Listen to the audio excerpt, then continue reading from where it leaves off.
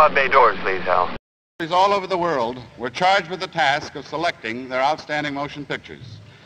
From these many entries, the Academy members nominated 5 films and then, by secret ballot, chose the winner. Representatives of the nominated motion pictures are here with us tonight. As guests of the Academy, they have come from the Orient and from Europe. To them, I extend, on behalf of the Academy, a very special welcome. The nominated films are, from Denmark, Kivatak, produced by O. Dalsgaard Olsen. From France, Gervais, produced by Annie Dorfman. From Germany, The Captain of Köpenick, produced by Walter Koppel and Julius Trebitsch. From Italy, La Strada, produced by Dino De Laurentiis and Carlo Ponti. From Japan, Harp of Burma, produced by Masayuki Takashi. The winner, please. La Strada. From Italy.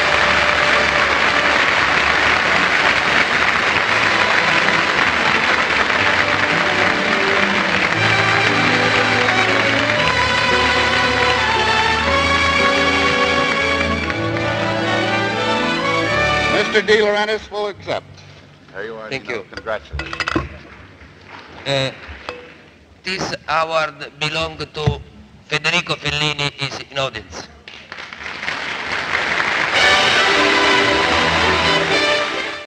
The pod bay doors are open. Thank you very much for listening in. I'm your host, Doug Heller, film critic and film historian for TalkMovieToMe.com, and occasionally I forget who I am.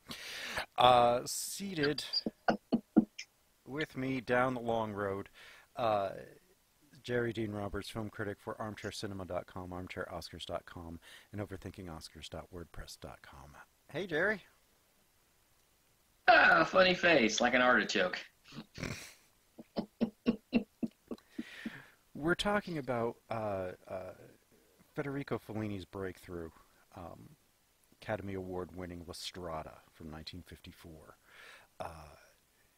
starring Anthony Quinn and Fellini's longtime wife, Giulietta Messina. They were married in the 40s and stayed married until he died in 1993.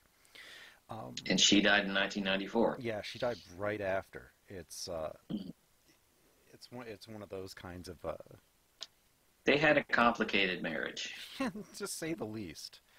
He loved her. He was devoted to her. He was not faithful to her. No.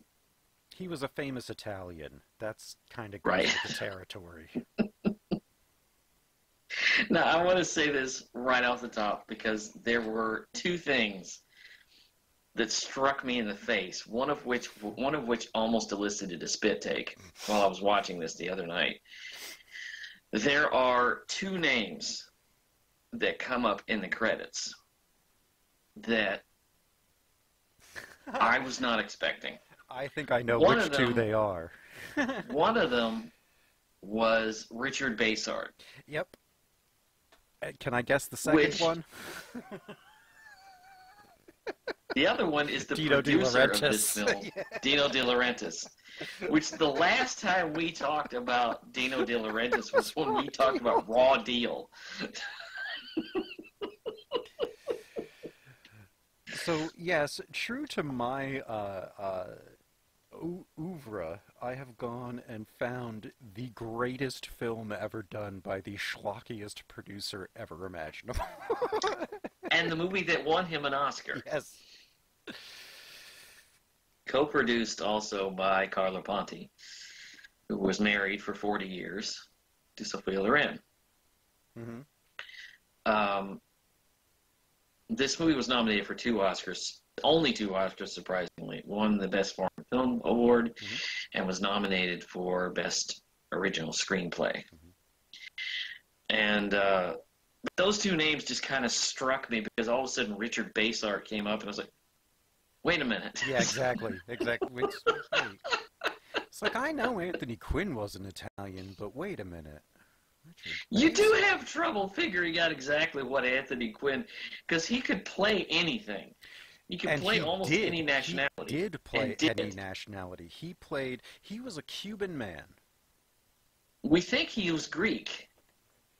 No, but he was Cuban. We think in our minds that he was Greek because of Zorba the Greek. Right. But he was not. born in Cuba. I thought he was born in Mexico. Was he born in Mexico? Oh, he was born in Mexico. No, he was born in Chihuahua, Mexico. I thought he was born in Cuba. Yes, he is. He was born in Mexico. He was Mexico. He's in Mexico. But he has played Italian, both Italian-American and Italian-Italian. He's played And Greek. Greek, Arabian. He's played European white. He's played everybody. He played... The only people he didn't play were Asians. Yeah, thank God. Yeah.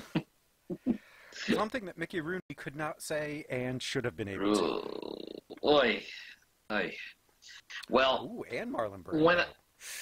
My problem is that Anthony Quinn, I am used to his later career when he kind of started taking paycheck movies, and it was just this junk like The Greek Tycoon and Caravans and stuff like that. And he just, the end of his career was just this kind of downslide of all this garbage. There was that pretty good HBO movie with Armand Asante, the Gotti movie. I didn't see that one. He was in that. That was pretty good. I'm surprised he wasn't in The Godfather. Or the sequels. Somewhere, yeah. At least in the third one. I mean, they got Eli Wallach, for Christ's sake. He's as Italian as me. He's about as Italian as my Chihuahuas. Yeah. But I was really surprised, and it was nice to see him in his prime. Yeah. And it was nice to see him in a good film. And I'm going to tell you the truth. This is the first time I saw this. This is the first time I'd ever seen this movie. Great movie, isn't it? And it is not what I expected. Good. Because all of the craziness of a Fellini film, all of the insane personal indulgences and the editing and all of that stuff is really not here. No. You've got to go... for his quality work, you've got to head to his earlier ones and some of the ones from the mid-'60s, like Satyricon, anything... Roma. Anything after Juliet of the Spirits yeah. is really the crazy stuff. Yeah. I mean, that was 65. Yeah. Amarcord is one of the crazy ones, but it's the best crazy one. Yeah. Have you ever seen his headstone? No. It looks pretty much exactly like you think it does. If you think of Fellini's headstone, it's pretty much exactly like you think. But I haven't delved enough into Fellini to really give an informed opinion, but I will say this episode is not going to be a film school. We don't, it's not going to be a film school. It's really just going to be two guys talking about this film because it is quite amazing. Oh yeah. And having now seen it, I was very moved by it. I had mixed emotions while I was watching it, and it's only because I think when you watch a film when the experience of this film is you really don't know what's going to happen. No, it's a very slice of life, play it out as it goes kind of a situation. It's not there's not a linear plot, so to speak. There is, but there isn't. Well, yeah. It's really about the relationship between Anthony Quinn's Zampano and Giulietta Messina's Gelsomina, and how he affects her in bringing her kind of closer to the real world out of her like kind of childlike fantasy mind. and how she brings out in him some actual level of care. Because he has just been this... In his own way. Well, yeah. I mean, it's not instantaneous, but the simple fact that he comes back for her twice kind of is telling. I mean, he didn't get to see her the second time, but he still went back for her. The story essentially is that she's living with this large family, and they're destitute. Yeah. And essentially, Zampano comes by and effectively buys her. Right. Because he had had her sister as an assistant, and she died. Mm. And so he came back to the same family and paid 10,000 lira for Gelsomina, which is not the same as $10,000. Right. Because 1,000,000 lira would probably work out to about $37. So, yeah. So 10,000, he's basically giving them like $20 for their daughter. Yeah. Actually, $5. But as she goes off with him, because she's excited at the prospect of being an artist. Right. He's a strong man. His only routine is... It's only routine. His chain. It's a pretty cool routine, but it's the only arsenal it's the only quiver he's got. He's the only arrow he's got in his quiver. Right. So he has this hook, this stainless steel hook, or this iron hook that he hooks this chain together with. It's very tight around his chest, and he expands as he breathes in, and expands his muscles and bends the hook. Mm-hmm. He doesn't break the chain. He doesn't ever break the hook. He just bends it enough for it to fall off. Right. And people love it. And this is his strongman routine. So I love how inane that is and how famous he is for. People love it. Yeah, yeah. It's taking advantage of the atmosphere and the world that they're living in, because it's important to note this whole story is mounted on the idea that this is taking place in post-war Italy. Right. It is clear in every frame, no matter what city they go to, you can see that it's been affected by war. Mm-hmm. No matter where they go, it's been affected by war. Mm-hmm. And the circumstance under which he acquires Gelsomina is a circumstance of the war. Right. Italy is struggling to come back, to work its way back. And, you know, these sort of itinerant circus workers are invaluable to the population because they offer some levity to this horrible, bombed-out country in which most or all of the people that they run into are poor people. Yeah. From towns and villages. And just to have the carnival come through with music and magic tricks and things like that. Right. Anything that's going to be a diversion from their day-to-day right. doldrums is absolutely welcome. And I don't know about you, but anytime I ever hear circus music, the first thing I think of is Fellini. His movies I mean, could I be don't know about you, but yeah. whenever I hear carnival music, I think of Fellini. That's apropos. He and Nino Rota had this beautiful connection to one another. Oh, yeah. And it's all through the film. There's music just all through the film. And it's the Greek chorus that plays through this. The one thing I wanted to talk about that I was not expecting when I saw this is Gelsomina. This is a beautiful, performance. It's one of the great performances, I think. Played by, how do you pronounce her name? Giulietta Messina. Right. Mrs. Federico Fellini. Right. She's not beautiful. But she is adorable. She's adorable. But has a face so expressive. Yeah. She could have been a silent comedian. Mm-hmm. Yeah.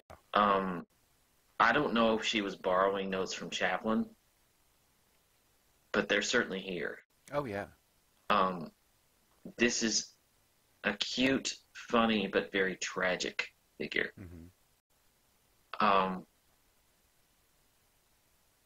He's cruel to her. Very, very, very, very. Unmercifully cruel to her. Yeah. He's dismissive of her. He's not as physically violent as we might expect. Yeah, but he's not exactly he's not a nice guy. He's not a nice man at all. On the plus side, the one thing that you can say about him is that he's not a rapist. He doesn't ever seem to take advantage of the fact that there's a girl there. Right. At least that we get to see. So as far as the information we're given, he's actually not terrible in that way. Right. So he's more of a verbal and emotional abuser. Right. Psychological. Which does not make anything better. But at the same time, he's also responsible for allowing her to see the world a little bit. If it hadn't been for him, she would never have seen her country, the road, so to speak. Yes, having Strada translates to the road. Right. Yeah, she gets to see the look and joy on her face when they get to that beach side is just it's kind of life affirming when you see her face light up in happiness. She's genuinely one of the great faces in cinema. Yeah. And I agree. This is one of the great performances. Like, you would expect Anthony Quinn to be the standout because he tends to take over any scene he's in. And he is. Yeah. He is. But my focus remains on Gelsomina far more. I was far more wrapped to Gelsomina than I was to Zampano. And Zampano, it goes off and vanishes for parts of the film. When he's in jail, and when she leaves him, and then when he drives off, we lose her. There's something in her that awakens this childlike wonderment that awakens being on the road with him. That he spends much of the movie trying to crush. Right. And he's very self-absorbed. He's a very angry man. He's a very hateful man. Yeah. But you sense that somewhere you sense that he could be a better person. Right. He's just not. Right. If he wanted to be, he could actually be all right. But he doesn't want to be, and he's never had to be, so he doesn't care. His size has probably instilled fear in people ever since his youth. and he uses that. Yeah. Perhaps believing that if he does not have that shield up, that he will become vulnerable and someone will think they can take advantage of it. Mm-hmm. So he wears this, symbolically wears that leather coat, and it's sort of like this shield against something else, this shield against anyone knowing or seeing his vulnerabilities. And he does have them. Oh, he yeah. wears them on his sleeve, and he doesn't even know it. Right. He can't stand being insulted. He can't stand being... He doesn't relate to people. Not at all. At all, yeah. Which is why when the Fool comes in... Yeah. Who comes in pretty late in the film. He does. He does, and that's the Richard Basehart. I love the Fool. It's the Richard Basehart character. He's a lot of fun. And yeah. I'm sitting here watching Strada, and I see him on the tightrope, and I'm like, well, this is the second movie in a row that I've chosen with a tightrope walk. Then I started thinking, wouldn't it be funny if I picked just one year where there's like a common element, but not like a plot element, but just like there's a bear in every movie I pick or something. Yeah. Yeah. I thought that would be funny. That might happen at some point. But Zampano hates him. Hates him because he's everything Zampano is not. Right. He's successful. He's doing well with himself, but he also loves his life. He doesn't. He's not this grumpy character. He hasn't decided to just be one against the world. He wants the world to be with him. Mm-hmm. And wants to make you laugh. Right. And I think that his foolishness is what Zampano just can't stand.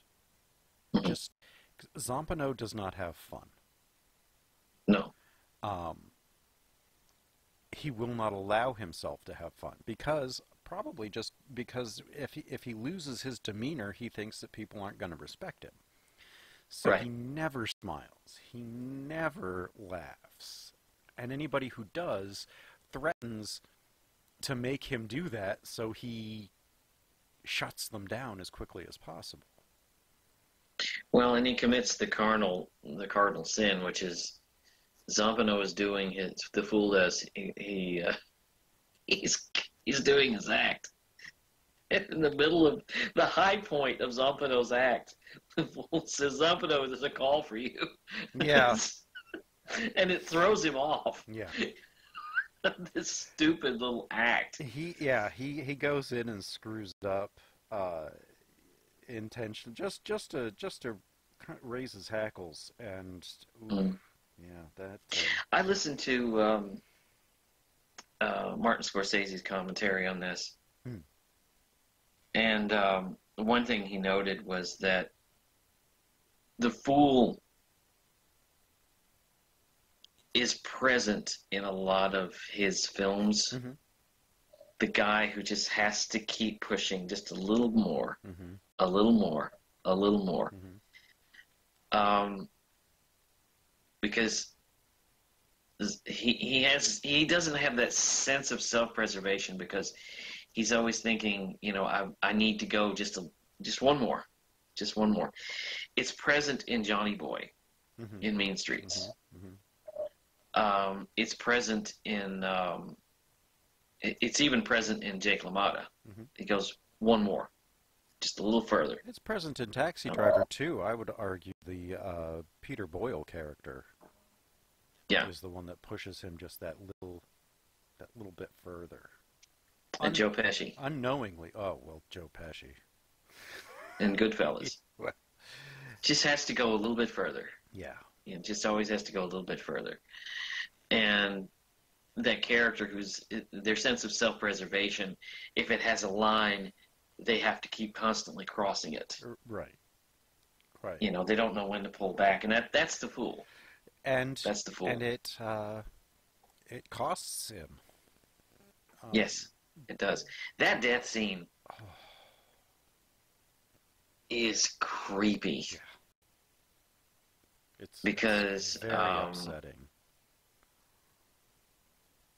I was sitting there. There's a scene where he throws a bucket of water at Zampano, and I said, "You better run, squirrel." Yeah. It's like, Yeah. Zampano chases him with a knife, and then ends up going to jail. He was ready to stab him then over just getting water dumped on him.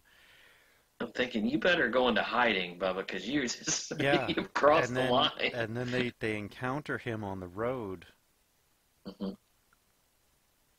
Probably, a couple months later. And he's changing a tire. He doesn't think anything of anything. Zampano comes up being Zampano. They get into a little fist fight. He punches him a few times, but he clocks him right perfect on the temple. And I thought he hit his head on the car. Something like that, yeah. And he Zampano just doesn't causes a brain hemorrhage. Yeah, he just doesn't understand what happened. He's like, I just hit him a couple of times. I didn't do anything like massive. But he dies. And something in her breaks. That childlike wonderment, the cord between her in that childlike wonderment has snapped. Right, and it, I mean, she kind of loses her mind. She does. She does lose her mind. I mean, she's so traumatized by that it reverts her into a state where she cannot think of anything more than the fool is hurt. She keeps saying that. Yeah. That's the only thing she'll say. But he has broken her fragile. He's broken this little childlike spirit in her, and he realizes too late what he's done. And how did she die? Did she die there, or did she?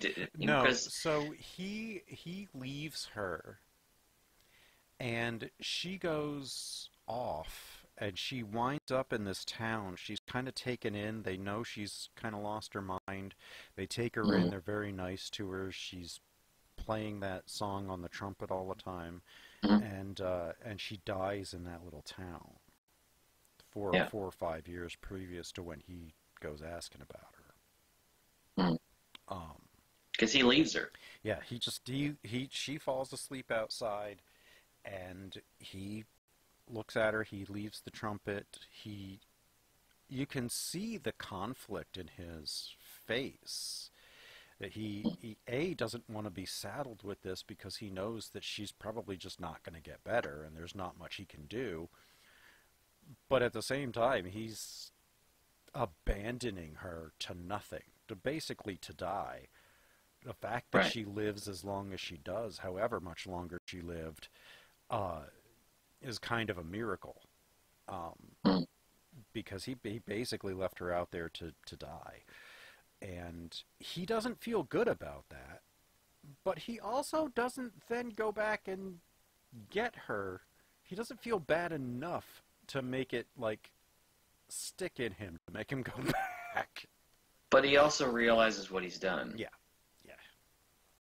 There's no, he's broken the chain. And there's no going back. He's done something horrible. Taken a fragile spirit and just completely destroyed it by his own arrogance. And this man who refuses, probably all his life, refuses any kind of emotional output other than violence, finally, at the end of the movie, has this heart-stopping howl of pain when he realizes what he's done. And that's where the movie leaves us. Yeah. And it's extraordinary. Yeah, it is. It really is. It is gut-wrenching. it's a sweet and gentle story that doesn't treat you sweet or gently. It does not. It doesn't mince words. It doesn't pussyfoot around. It shows you these kind of what these extreme situations can do to different people.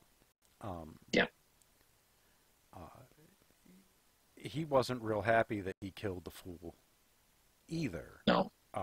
He can't wrap his own mind around it. And is haunted by that, I think, for the rest of his life, in as much as he is what happened to Gelsomina. And that cry of anguish is just decades worth of emotion just coming out. And this whole movie is a textbook of emotional and mental abuse of what happens. Now, this is in the extreme, but it's just a textbook of how it can break somebody over time, over years and years, over time, of just a person so closed in on their own, on themselves, that they can't express emotion, but through cruelty and violence. And a gentle spirit who is flowering and is broken by all of this. It's an amazing film. It really is. I got the kind of emotional rush that I got from Amarcord,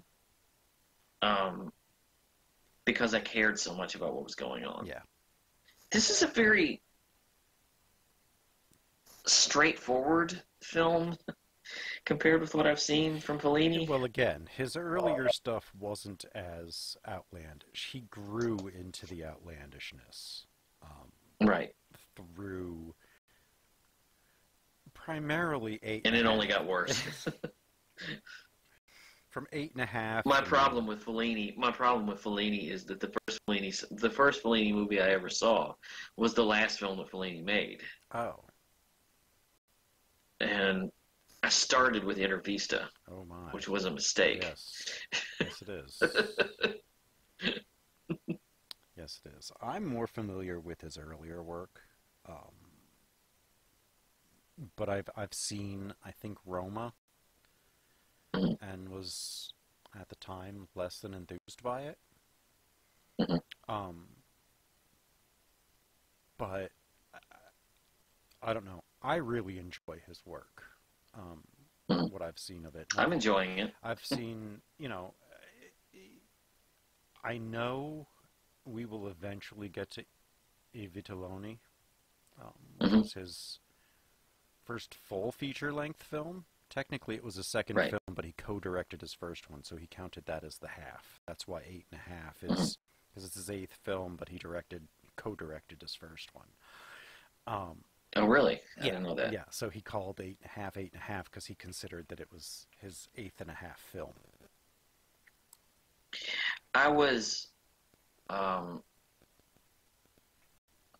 I saw his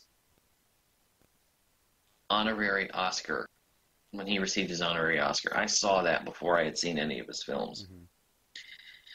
Just amazed by how people in the community, in the filmmaking community, so revered him,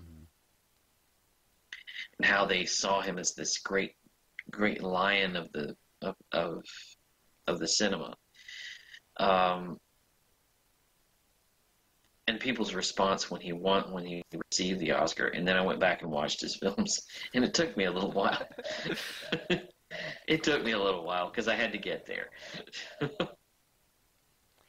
Yeah, he's one you got to start at the beginning, because if you start at the end, it's like Buñuel. If you start at the end, things are just too weird. Right. Never start at the end of an artist's career. That's a bad idea. Yeah.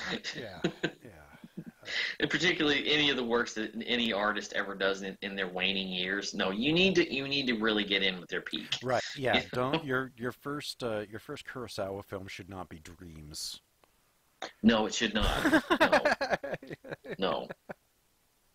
Which is a beautiful film, but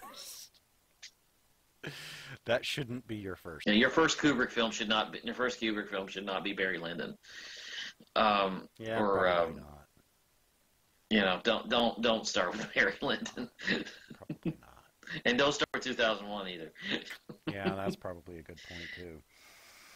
You got to find a foothold, Yeah. Well, I'm glad. I'm glad I finally got you to watch it. I'm glad I finally got to rewatch it. I haven't seen this in over 20 years. It's a fascinating film.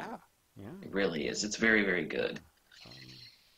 I'm glad I'm slowly turning you into at least I'm getting there. At least a Fellini appreciator, if not a fan. I'm getting there. There's a few more that we can do. Mm-hmm. What do we have coming up? What do I have next week? Oh, we are going to go back and we are going to talk about a film we've already talked about. Because I never felt like I got to really express myself. We're doing that twice adequately. This year. We're doing that twice this year. We are talking next week. Next week is Easter. We're talking about The Last Temptation of Christ, Martin Scorsese's great, controversial 1988 film, dealing with the issues that Jesus might have gone through, dealing with his duality. Right. A very humanizing portrait of the Christ figure. We might have done so many of these weird, terrible religious films for Turkey Month. God's Not Dead and War Room and things like that. But really to deal with a film that tries to see Jesus on a very human level is rare, extremely rare. To the point of really only happening like 3 times. Yeah.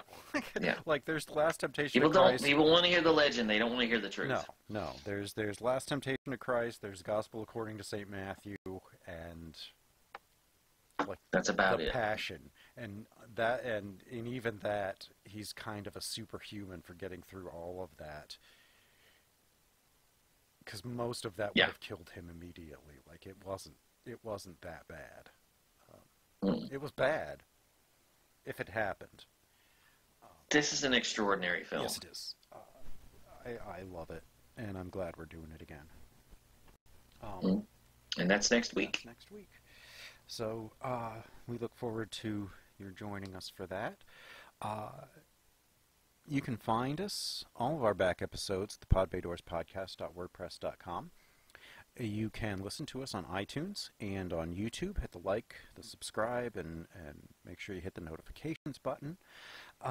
You can find us on Twitter at pod_bay. You can find us at Patreon at pod_bay as well. We are looking to step up our involvement on that platform and do some Patreon-only exclusives that, if you want to listen to, you might have to kick us a penny or two. We're not sure. We don't really have subscriber mandates yet, so we're working on it. That about wraps it up here for us. We want to thank you very much for listening, and the Pod Bay doors are now closed. The mission has been completed.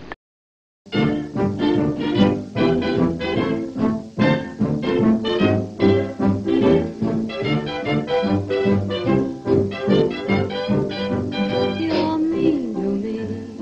Why must you be mean to me?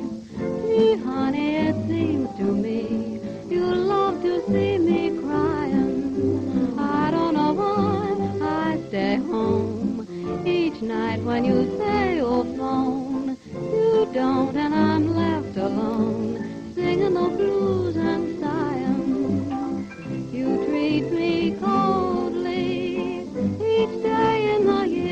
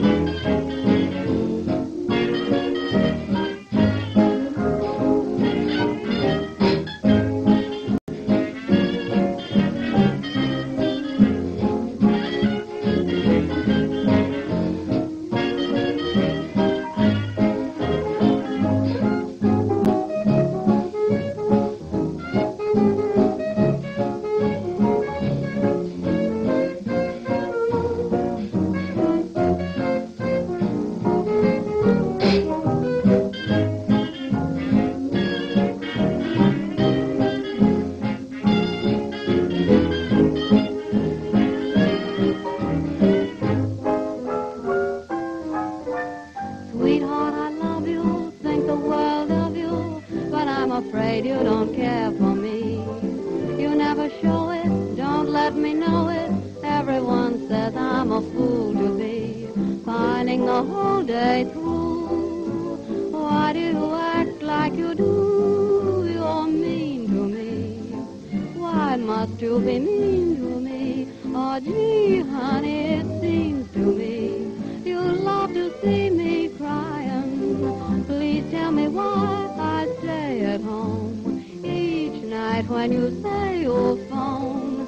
You don't, and I'm left alone, just singing the blues and sighing.